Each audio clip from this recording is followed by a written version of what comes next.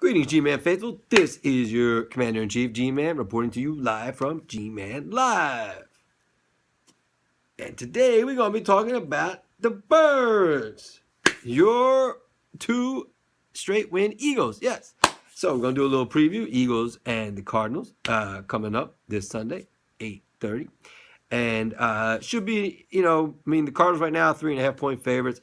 So the Eagles are a home dog.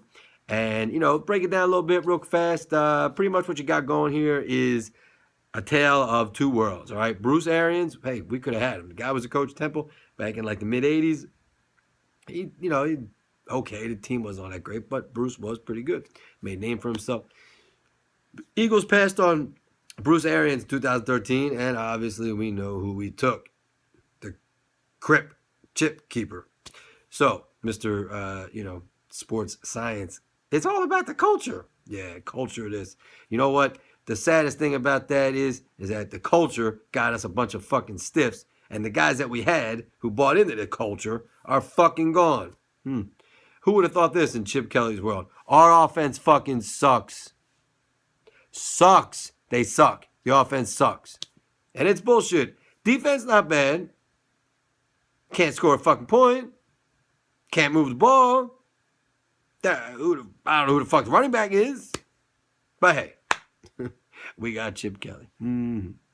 So, break it down a little bit. All right, now on offense for the Cardinals, big bad booty daddy is Carson Palmer. You guys that follow me all the time know I have no love for USC quarterbacks, wide receivers, anybody on USC. But this one, yeah, this motherfucker can ball. Carson Palmer having a great season, like 31 touchdowns, 9 picks, 4,000 yards.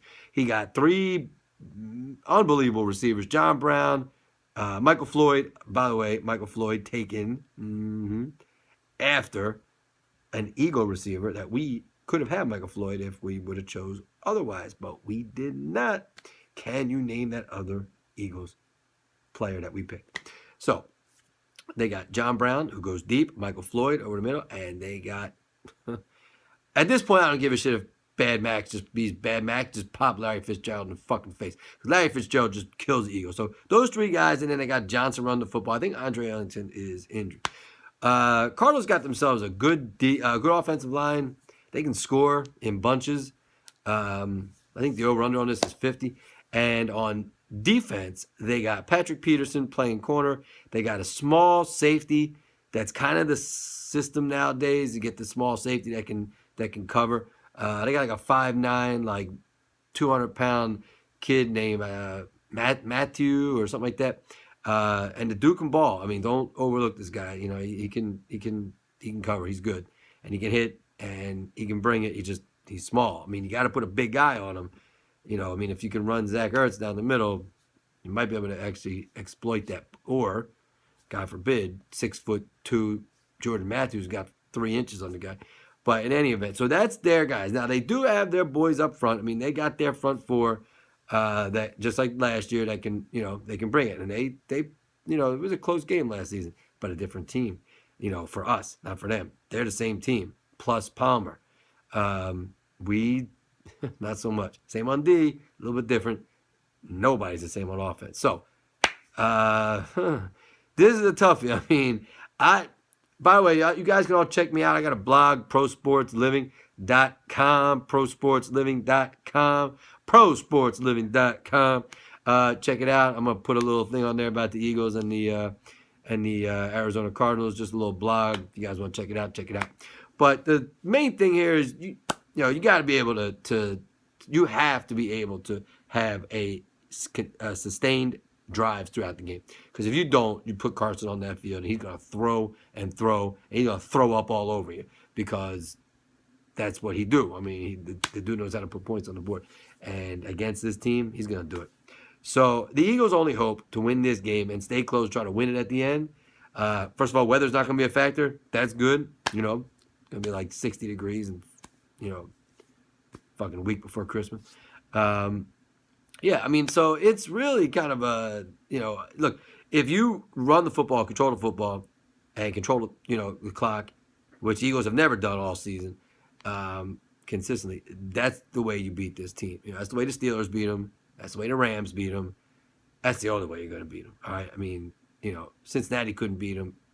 It's going to be tough. It's going to be really tough for the Eagles to win this one. This is going to be a tough game. I mean, this actually going to be a tougher game than the Patriots game. Like this Cardinal team, I'm picking to go to the Super Bowl. So yeah, I mean, you're playing the big bad booty daddies in the NFC. So Seattle, good, not as good as the Cardinals now. Seattle's on their way down.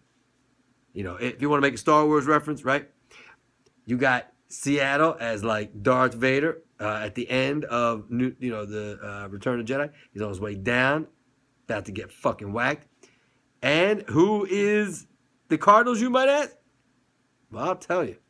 It's Kylo Ren, the new big bad booty daddy on the block. So that is your Star Wars reference of this video.